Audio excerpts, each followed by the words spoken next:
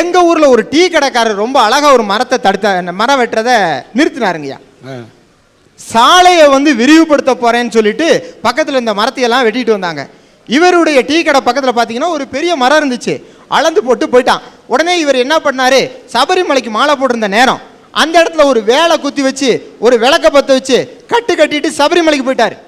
மரத்தை வெட்ட வந்த ஆளுங்க என்ன பண்ண, அதிகாரிகள் ஆகா இது சாமி மரமாச்சேன்னு சுத்தி கும்பிட்டு விட்டு போயிட்டான். ஐயா இவர் சொன்னார் இல்லை மரத்தை காப்பாத்துருக்கு. அந்த ஆள் ஹோட்டல் வச்சுட்டு இருந்தார், ஒழுங்காக வருமானம் வரல. உடனே ஒரு ஐடியா போட்டான், சாமி படத்தை மாட்டி மரத்தை கடிச்சு பக்கத்தில் உண்டியில் வச்சா நல்லா வருமானம் வரும் இல்லை, அதனால தான் மரத்தை காப்பாற்றினான். அங்கேயும் காசு தான் வந்துச்சு.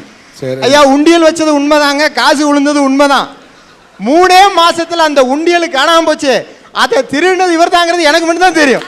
அதை வெளியில சொல்லல. இன்னைக்கு சாமிக்கு போட்ட காசு எங்க போனோம், என்ன சாமியை தூக்கிட்டு போகுது, எவனோ கொண்டு போறான், சாமி கொண்டு போச்சு நினைச்சிட்டு இருக்க வேண்டியதுதான். ஐயா இப்படி அழிக்கப்படுற இந்த நீலகிரியினுடைய சிறப்பு 1-2 இல்லைங்கய்யா.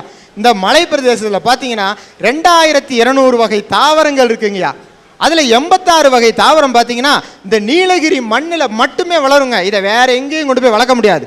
அது மட்டும் இல்லைங்க, 3 மாநிலத்துக்கு தேவையான ஆறுகளை உற்பத்தி செய்யக்கூடிய இயற்கை நீர் தொட்டின்னு இதுக்கு பேர் பெற்றிருக்குங்கய்யா.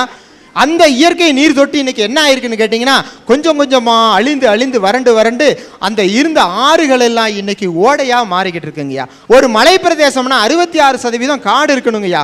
சமவெளி பகுதியாக இருந்தால் 33% காடு இருக்கணும். எங்களுடைய பகுதியில் இன்னைக்கு என்ன இருக்குன்னு நினைக்கிறீங்க, வெறும் 20%க்கும் குறைவான காடுகள் தான் இருக்கு. சமவெளி பகுதி சொல்லவே வேண்டியதில்லை, 10%லிருந்து மிகவும் குறைஞ்சு போயிட்டே இருக்குது.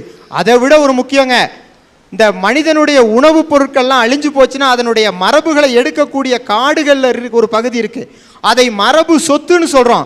அப்படிப்பட்ட மரபு சொத்துக்கள் வெறும் 4% தாங்க இருக்கு. இயற்கையினுடைய அழிவினுடைய அந்த பாதிப்புக்கு ஏதாவது ஒரு உதாரணமாக சொல்லணுங்க. எல்லாரும் வர்ற அத்தனை பேரும் போய் பார்க்குற இடம் இந்த படகு இல்லம். ஒரு காலத்தில் எப்படி இருந்துச்சுங்களா, அந்த தண்ணியை பார்த்தீங்கன்னா அப்படியே பளிங்கு மாதிரி இருக்கும், எடுத்து குடிக்கிற அளவுக்கு தூய்மையான தண்ணியாக இருந்தது. இன்னைக்கு அந்த படகு இல்லத்தோட நிலைமை என்ன தெரியுங்களா, நல்ல என்ன நிறம்னு கண்டுபிடிக்க முடியாது. பச்சை மாதிரி இருக்கும், நீல மாதிரி இருக்கும், கருப்பு மாதிரி இருக்கும் ஒரு தண்ணி. ஏன் அப்படி மாறி போச்சுன்னு கேளுங்க, அந்த நீர் இயற்கை அழிச்சதுனால ஓடைகள் எல்லாம் வத்தி போய் படகு ஓட்டுறதுக்கு தண்ணி இல்லை. நம்ம ஆலோசனை பண்ணி பார்த்தாங்க, என்ன பண்ணுறது, ஊட்டியினுடைய ஒட்டுமொத்த சாக்கடையும் எங்கடா கொண்டு போகிறதுன்னு யோசனை பண்ணிக்கிட்டு இருந்தாங்க. நல்ல ஐடியா கிடைச்சிது, உரா போட் ஹவுஸ்லன்னு விட்டான். ஒட்டுமொத்த சாக்கடையினுடைய சங்கம் ஐயா அந்த ஏரி. இன்னைக்கு வருகிற எல்லா மக்களும் அதில் போய் அழகாக காதல் ஜோடியை பார்க்கணும். அதுக்குள்ளே அந்த படகுல இருந்து கை தண்ணியை விட்டு அந்த கையில் அள்ளி தெளித்து புல்லரிக்கிற அந்த காட்சி இருக்கு பாருங்க. அந்த காட்சியை பார்க்கும்போது அவங்களுக்கு புல்லரிக்கும், அது எங்களுக்கு ஃபுல்லாக அரிக்குங்க அதை பார்க்கும்போது. இயற்கையை பற்றி முதல் சிந்தனையை கொடுத்தவன் நம்மளுடைய வள்ளுவனுங்கய்யா. மணி நீரும் மண்ணும் மலையும் அணி நில காடும் உடையது அரண் அப்படிங்கிறாருங்கய்யா. நல்ல தண்ணி, சுத்தமான நீர், மண்ணினுடைய வளம், இயற்கையினுடைய அழகு மாறாத காடு, இது 3 தாண்டா உனக்கு அரண்னு சொன்னார். அரண்னா பாதுகாப்பு பண்றோம். இன்னைக்கு ஒவ்வொரு நாடும் கோடிக்கணக்கான செலவை எதற்காக செலவிடுகிறது தெரியுங்களா ஐயா? நாட்டினுடைய எல்லையை பாதுகாக்கிறதுக்கு. இயற்கையான காற்று இல்லை, நோயினுடைய பாதிப்பு, எத்தனை குழந்தைகள் செத்து கொண்டிருக்கிறது. விஷம் என்ற உணவை சாப்பிட்டு எத்தனை தாய்மார்களுடைய தாய்ப்பால் விஷமாகி கொண்டிருக்கிறது, குழந்தைகள் செத்து கொண்டிருக்கின்றன.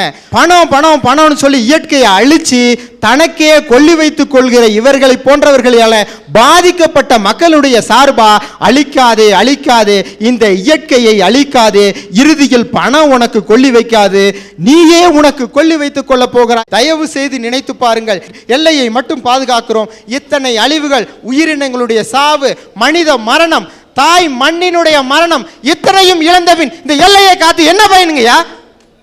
எல்லை காப்பு மட்டும் என்ன செய்ய போகுது?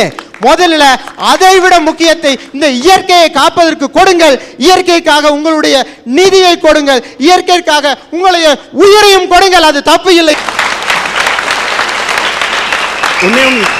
தமிழ்நாட்டுக்கு சார் இப்ப 2007 இருக்கும், 2025க்குள்ள கிட்டத்தட்ட 12 கோடி மரத்தை நாம் நட வேண்டும். நட்டாதான் தமிழ்நாடு வளமா மும்மாறி பொழியும். அதனால தான் ஊட்டியை சுத்தி பார்த்தேன். எவ்வளவு மரங்கள் வெட்டப்பட்டிருக்கு, எத்தனை வனங்கள் அழிக்கப்பட்டிருக்குது. கண்ணீர் வடிச்சேன், ரத்த கண்ணீர் வடிச்சேன். ஆனா ஏதோ ஊட்டிக்கு வந்தோம், அரட்டை அரங்கத்தில் பேசிட்டு போகணும் இல்லாம, நாளைக்கே ஊட்டியில எங்களால் முடிந்த அளவுக்கு மரக்கன்றுகளை நடக்கூடிய இந்த பணியை தொடங்கி விட்டுத்தான் ஊட்டியை விட்டு இந்த அரட்டை அரங்கம் செல்லும் என்று இந்த அரட்டை அரங்கத்தின் குழு முடிவு செய்திருக்கிறது. அந்த அடிப்படையிலே நாளை ஊட்டியிலே மரக்கன்றுகளை நடுவோம். அந்த பணியை நாங்கள் தொடர்வோம். அதை பராமரிக்கிறதுக்கும் அதை வளர்க்கறதுக்கும் நல்ல இதயங்கள் படைச்ச நிதி திரட்டுவோம், மரக்கன்றுகளை நடுவோம். கர்த்தர் இருக்கும் இடம் தேவாலயம், கருணை இருக்கும் இடம் எங்களுடைய சேவாலயம் என்று சொல்லி கோத்தகிரியைச் சேர்ந்த சேவாலயம் அமைப்பின் சார்பிலே ஜெய் வெங்கடேசன், வில்லியம், ஜீவானந்தம், விஜயன் மனித நேயத்தோடு மரக்கன்றுகளை நடும் இந்த திட்டத்துக்கும் அதை பராமரிக்கவும் நிதியாக 50,000 ரூபாயை இந்த அரட்டை அரங்கத்தின் மூலம் இந்த மேடையிலேயே இவங்கள் நிதியாக தருகின்றார்கள். இந்த மரக்கன்றுகளை நட்டு அவற்றை பராமரிப்பதற்காக ஒரு அமைப்பை ஏற்படுத்துகின்றோம். அந்த அமைப்புக்கு இவர்களும் நாங்கள் பக்கபலமாக இருப்போம், தக்க பலமாக இருப்போம். மரக்கன்றுகளை நடுவோம், அவற்றை நாங்கள் தண்ணீர் விட்டு வளர்ப்போம் என்று இங்கே உறுதியளிக்கிறார்கள். அவர்களுக்கு நன்றி.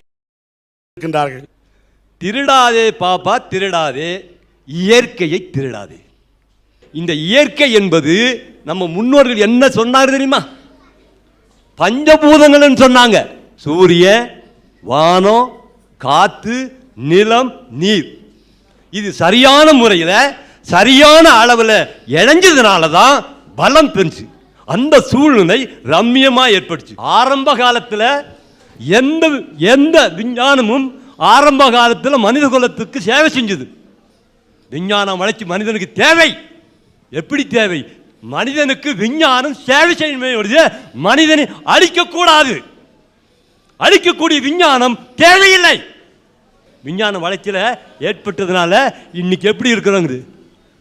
தன்னன்னா நானன்னா நானே நன்னை நானா நானே நானே நன்னை நானே நன்னை நானா கூழாங்குட்ட ஆறு எல்லாம் வத்தி தானே போச்சு.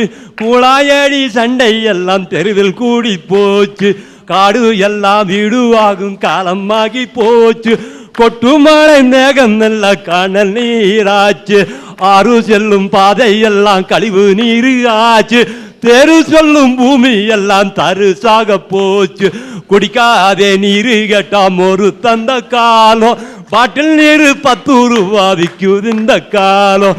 போருக்குள்ள போரு போட்டா பூமி என்ன ஆகும்? பூமிக்குள்ள நீர் வறண்டு நிலநடுக்கம் தோன்று. கூறு போட்டு விக்கிதம்மா விவசாய பூமி. வருங்காலம் போகுதம்மா பட்டினியை நோக்கி. நாம் சுவாசிக்கூடிய காத்து சுத்தமா இருக்கணுமா இல்லையா? இருக்கணுமா வேண்டாமா? இருக்கணும். இருந்தா தான் நாம ஆரோக்கியமா இருக்க முடியும். அதனால நம்ம முன்னோர்கள் சுத்தமா இருந்தால்தான் ஆரோக்கியமா இருந்தாங்க. எளிமையாக தோட்டத்தில் இருந்தாங்க, கடினமா உழைச்சாங்க. இப்ப நாம் கடினமா உழைக்கக்கூடிய சூழ்நிலையா இருக்கலாம்? நிச்சயமா இல்லை. நம் சிந்தனை வேறு வகையா போயிடுச்சு. காடு இல்லைன்னு எதிர்கால நாமளா போய் எரு போடுறோம் காட்டுல, இல்லை எல்லாக்கும் குப்பை கொண்டு போடுறோம். இயற்கையாக இந்த மிருகங்களும் பறவைகளும் பிராணிகளும் தாயா அந்த பாதுகாக்குது. ஆனா காடை பாதுகாக்கல நம்ம மனுஷனுக்கு எவ்வளவு பெரிய ஆபத்து இருக்குது உணர்றோமா இல்லையா? உணர்ந்தா மட்டுமாதாது செயலுக்கு வரணும். இத்தனை ஆண்டை தூங்கிட்டு இருந்தீங்கன்னா கதை பேசிட்டே போலாம், சினிமா பார்த்துட்டே போலாம், அது பரவாயில்ல இது பரவாயில்லன்னு. உங்களை நீங்கள் இப்ப நோயாளிகளாக இருந்துட்டு இருக்கிறீங்க என்பதை உணரணும். நாட்டு பற்றோட நாம சிந்திக்கணும். எதிர்காலத்தில் நம்ம குழந்தைகள், தேவ குழந்தைகள் ஆரோக்கியமா இருக்கணும்னா சுத்தமான காத்தும் சுத்தமான தண்ணிக்கு நாம இப்பிருந்து நடவடிக்கை தாணும். பேசுவது, வேடிக்கை பார்ப்பது, சிரிப்பது அல்ல வாழ்க்கை. துணிச்சலான செயலுக்கு வரணும்.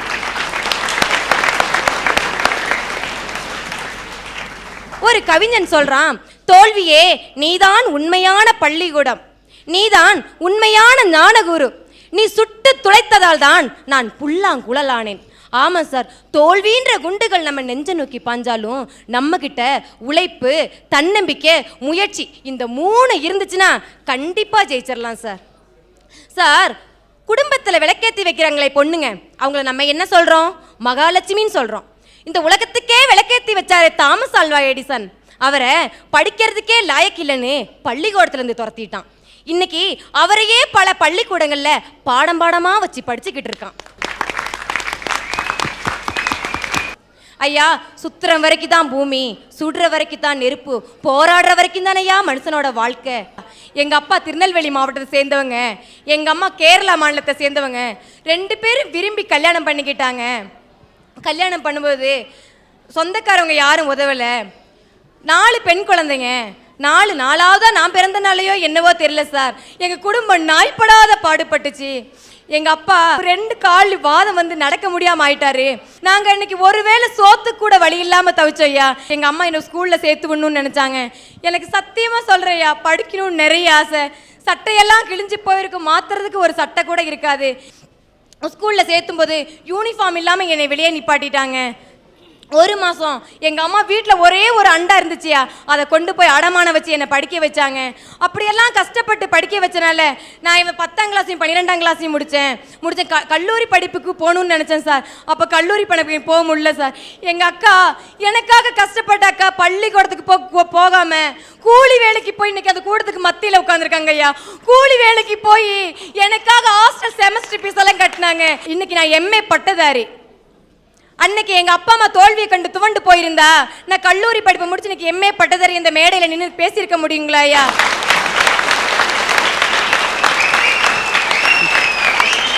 6 மாசத்துக்கு முன்னாடி பஞ்சாயத்து தேர்தல்ல பெண்கள் தொகுதியை எங்க வார்டு அறிவிச்சாங்க.